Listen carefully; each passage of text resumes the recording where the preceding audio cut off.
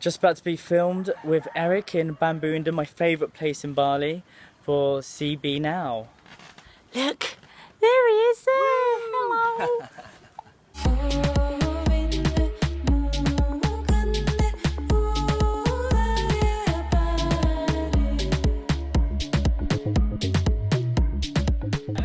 Hiya, babes. Welcome, brother. Welcome. Thanks for having me. It's good to have you here. Pleasure's all mine. So, who better to demystify and quantify and calibrate than a Tantric Unicorn for us, the conversation around sex and conscious sex. Well, that's my favourite thing. It's the thing that keeps this entire world going. It keeps it. And this term, conscious sex, what does this mean to you? For me, well, I'm all about conscious sexuality. My past has been conscious clubbing. So I'm very much involved in the conscious clubbing revolution that's happening all around the world with Morning Gloryville in London. That's where it started, and also other conscious clubbing nights like Awakening, Lick, and various other things. But also ecstatic dance and stuff like this. This is all happening over in Hawaii, here in Bali. It's amazing. But once you start being conscious in clubbing, you'd want to start being conscious of making out. Once you start being conscious of making out, you want to have conscious sex. So this is where conscious sexuality comes in for me. I believe for me this is one of the key things to get all of us merging and connecting on a deeper level. And when most people hear tantric sex, what do you think they think, and what is your version of what tantric means and how it can be useful in these relationships that we have with people every day? The £10,000 question. I say £10,000 because I've just invested £10,000 to find out the answer. So for me, Tantra is truth. Basically, once you go tantric, it's a discipline. Like, I don't ejaculate anymore. I haven't ejaculated for 74 days. I just had a miss the other day through a wet dream, and that brings me back down to 0. Forgive me, Tantra gods, I have sinned. I haven't really, it's fine to ejaculate. But when you're actually deep into your practice, I do a 21-day challenge, which is every 21 days I review myself and don't ejaculate for those 21 days. I often go beyond that now. And during those periods, you'll see a big difference in yourself. I've experienced orgasms that I can't even explain anymore, like Kundalini risings, where my Kundalini is activated through a certain course I went on. Can't say which one, but it's one of the most powerful ones I've been on the planet. Starts with a T, has an N, and has a T in it. Shh, don't say the one. And also, so basically all that energy rises through me, so I circulate that energy now. I have full body orgasms, multiple orgasms, dry orgasms where I actually feel like I've ejaculated but nothing comes out. Like, these are disciplines that are really hard to do, but once you start getting into it, like yoga, when you start doing that, it's like really tiring and awkward and is hard, but once you start getting into it, it's a flow and it's easy, it becomes a part of you. So now I live tantrically, so whenever I make love to a partner or make love to myself or do tantra by myself, I circulate this energy, visualize it through intention, and now I get all these superpowers, which is great. We've all got these superpowers, we've just got to activate them. Yeah, and in terms of activation of these superpowers, there's a path, right? Yeah. You started off doing what most of us did, which was meeting people through alcohol, and meeting people through other means other than like who you really are. How did that unfold for you? Oh, where to begin? Just Google Vice Unicorns. In fact, don't Google Vice Unicorns. Google Vice Unicorns, don't do it. But there's my whole history there. That's a whole different other topic. But yeah, basically, it's ritualized in Western society. We ritualize it through meeting someone through a drink. You drink it, it opens you up, and then you drink some more, it opens you up even more, then you drink some more, and then you have sex, because that's the courage you need. In this world, I call this sacred hedonism. I'm all about sustainability. Like, I basically had a past life of almost dying from too much drink, too much drugs. I've cured my addiction in 1 year and 8 months through alternative forms. So I went to the classic, like I basically almost died, almost on a dialysis machine. Like the amount of cows my mum sacrificed to Allah so I wouldn't die is ridiculous. My parents are strict devout Muslims, by the way, and they love what I do. I'm a unicorn. And yeah, basically they I basically just decided to do something different. I did NA, I did normal therapy, I tried everything, and it just wasn't working. It wasn't for me. I didn't want to tell my body that I'm an addict every day. I actually told my body that I'm awesome every day. So I found other forms, which was plant medicines, which helped me to get through the whole addiction thing, and Tantra. I've basically swapped addiction for a passion for knowledge and learning, and with that knowledge I embody it, and now I'm actually in service as a sacred sexual awakener. Like that's my passion now. Yeah. And for someone who may not have access to your powers or to do a workshop with you, what would be a good place to start this path, where they can identify, who they are through this practice, who their partner is through this practice? Like, what would be a good first step to take? The first thing that I got was Urban Tantra. It's a book. I think the lady's name is Barbara Carell or something. I'm going to be learning with her later on this year. Like, she's amazing. I personally have been raised by women, like from my mother who raised me. I had a very absent violent dad.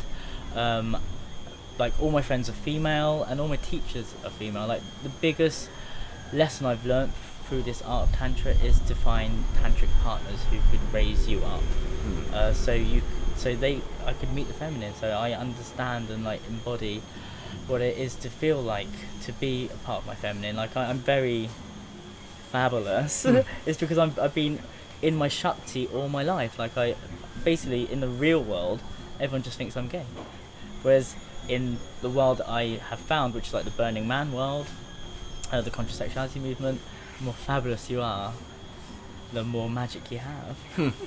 All this Tantra and stuff, all it is just opening up everything you have in you already and just being open to new ideas and repatterning. Like, for example, I tell my clients, when making love, we do a thing that isn't normal, which is circulating the energy the other way around. The normal way we make love is a man penetrates with his lingam and a woman penetrates with her heart. So when you're with a woman, my advice to men is start with the heart and then the entire body and then work your way down to the sex. But there's a different way of the energy transfer. So the normal way is when a lingam is inside a woman's yoni, the energy shoots up and she sucks it in, and it's that way. If you want a man not to ejaculate, you reverse it. So a woman's energy starts from her heart, she pushes it down out of her yoni into the man's lingam, he shoots it up into her crown, and we circulate it that way. So in that way, a man will just last longer in bed. What woman doesn't want that? What man doesn't want that? And instead of the average time for a man to ejaculate is 3.5 minutes, and for a woman it's 11, I have 10-hour sessions now. And it takes practice on both partners. So yeah.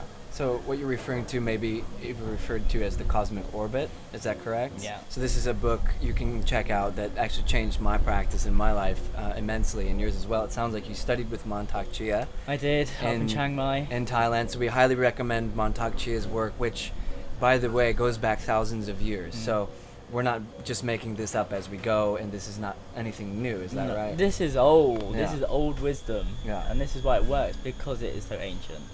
Tantra, there's hundreds of different paths and it all leads to the same thing. Like I've studied all over, like International School of Temple Arts, Orgasmic Meditation, the one I can't mention, Living Tantra, Psychosexual Somatic Therapy, Agama, and my lovers are Tantric goddesses, priestesses, dakinis. So, and like the biggest teacher for me is Sweden's #1 unicorn, Mitra Hoop. She's also Scandinavia's #1 a hula hooper, has a TED talk out and everything. She's amazing, but she's been my biggest teacher, and she's never studied tantra. She's just living tantra.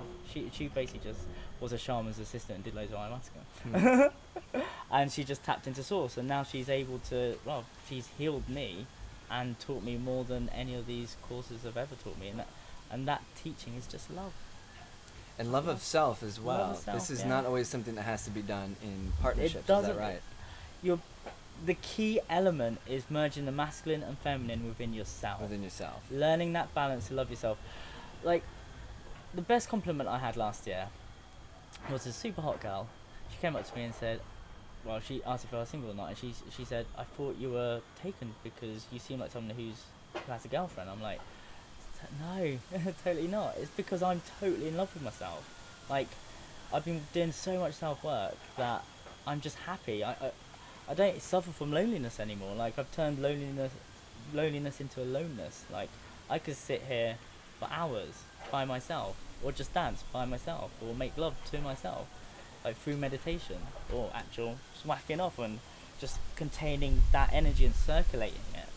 Like, these are all self-love practices. Like, the biggest teaching I learned about how to love yourself the most was to look in the mirror, find your inner, for me, inner feminine, for women being inner masculine. Just keep on staring until you meet him or her, and then make love to your inner masculine. And that's where you see your balance of your inner masculine and inner feminine. And ever since then, I've just been meditating and visualizing, making love to myself.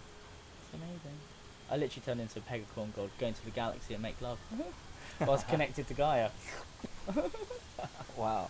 Amazing, brother. I have one more question, and it's, what's true for you right now? What's true in this moment, in this life for you at this time? For me, it's just following this. I've learnt to get out of this and into this.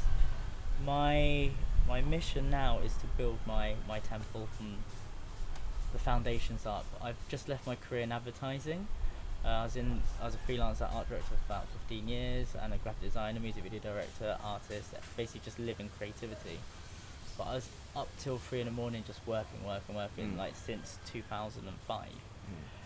So I basically want to interact with humans again, just simple human interaction.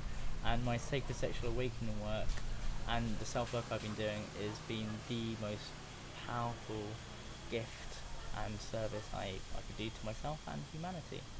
So yeah, building my divine masculine. Thank you for doing that work, my brother. Thank you so much. And if we want to get in touch with you, you've got a hashtag out there, and how else do we want to get out there? The Fabulous of Unicorns is the first portal call. I'm sure there's a link down there somewhere. Yeah, we'll put it right there. Yeah.